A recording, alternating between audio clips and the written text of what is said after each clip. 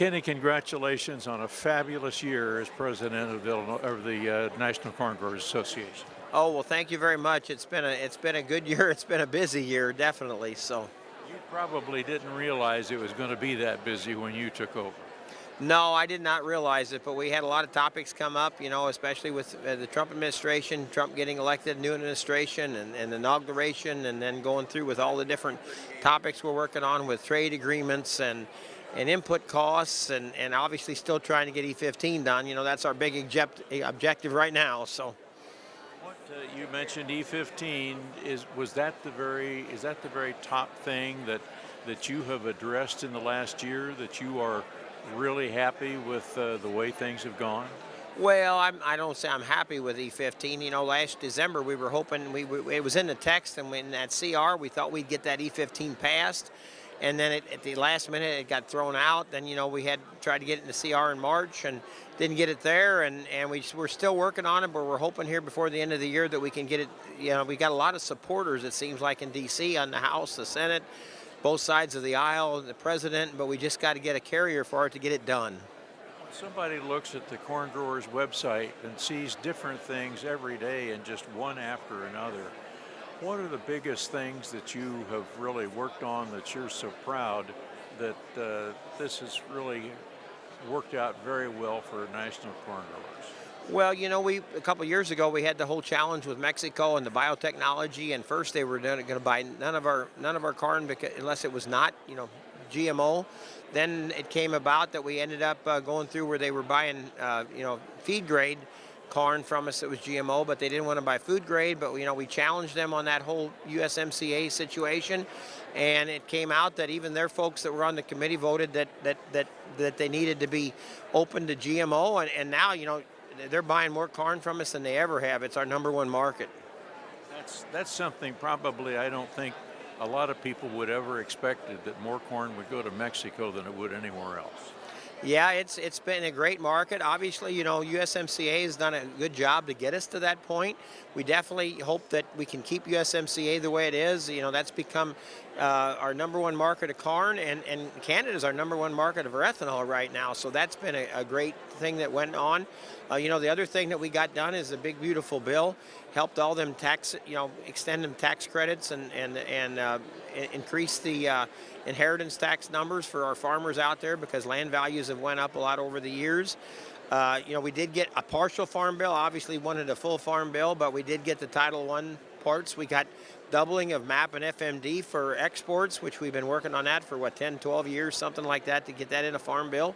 So we've had some successes. Obviously we're not done yet. I mean, we still need a 2.0 farm bill here we're hoping to get done, where some of the energy conservation, some of the stuff that didn't get done in the big, beautiful bill, but still some challenges there. But I feel like we had some good success stories. Had a lot of trade agreements that came about, with the UK, and they're buying more ethanol from us now. And there's some other things that we're working on with some Asian countries, Indonesia, Vietnam, Philippines. So there's a lot of positive things going on. We just got to figure out how to get this corn market up, and the only way we do that is grind more corn. As someone who crawls from a combine cab into an airplane and goes to Washington and meets with people whose names are in headlines every day, what's really your thoughts about the need for a farm bill that goes back to just one piece of legislation? Well, we've always believed here, and I really believe that we need to get back to a bipartisan 5-year farm bill, something that supports agriculture, something that supports food in the United States. I mean, that's what we've always had, and we need to get back to that, and hopefully eventually we can get to that point again. So that bipartisanship just doesn't exist anymore.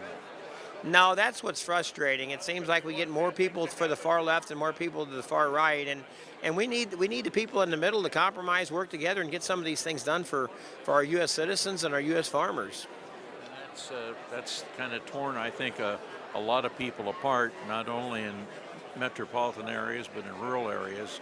I'm hoping that politics can get back to normal, but I'm not sure how long it's going to take. Yeah, I don't know either. I know that's a frustration for me. I know when I first got involved with corn growers, we had a lot of bipartisanship. We had a lot of folks that were in the middle, working together and reaching across the aisle, and we somehow need to get back to that to get some of these things done.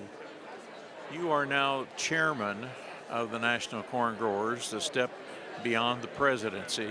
What are some of the issues that come up when you have a board meeting for National Corn Growers? What are some of the things that are the important things that are on the agenda that farmers need to know about? Well, obviously, we've talked about before E15, higher blends of ethanol, hopefully someday getting to 25% blends. I mean, that's still our top priority in creating markets.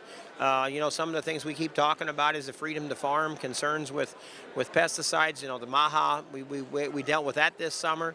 We've got a pretty good win there in that new report in August, but we can't give up because we're concerned that that's going to move on to the state levels, and we need to help coordinate the states on that. One of the things we have just done, we set up a task force for input costs. One of the biggest problems I feel like that's hurting our corn farmers and our farmers in general is everything's got so expensive. If it's fertilizer, chemicals, and seed, we need to figure out a way to fix that. So we have created a task force. Matt Frostick, our new vice president, is leading that task force. I know he's been meeting with some of the fertilizer industry. I know yesterday I ended up meeting with Baird, talking to them about input costs and how they need to work with us and figure out ways to help farmers out in these times. So that's a big thing we're talking about right now. There's just a lot of things going on. We still obviously talk about working with the livestock industry, working with them. Locks and dams is another big thing. We've got. We need to keep getting money for our river system. We talked about Lock 25 starting a year or so ago, but it's not really going like we want it. I mean, it's going to happen, but it's going to take a lot longer, I think, than we originally thought to get that one lock done. And there's 6 more locks that are on the list that need to be done too. So there's just a lot of different things on the topics that we talk about when we're at a board meeting.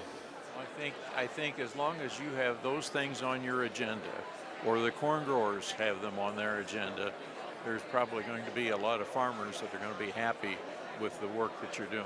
Well, we're out there supporting the grassroots organization that we are. We're trying to get whatever we can do for those farmers out there to try to keep them going. I know I look at my daughter and other people's daughters and sons that want to be the next generation to keep that farm going, and that's what we're trying to do. We're trying to keep that family farm going for the future.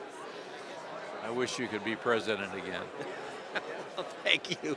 So appreciate all your time and efforts that you've done over the years, communicating with everybody and getting our message out. We need folks like you to do that.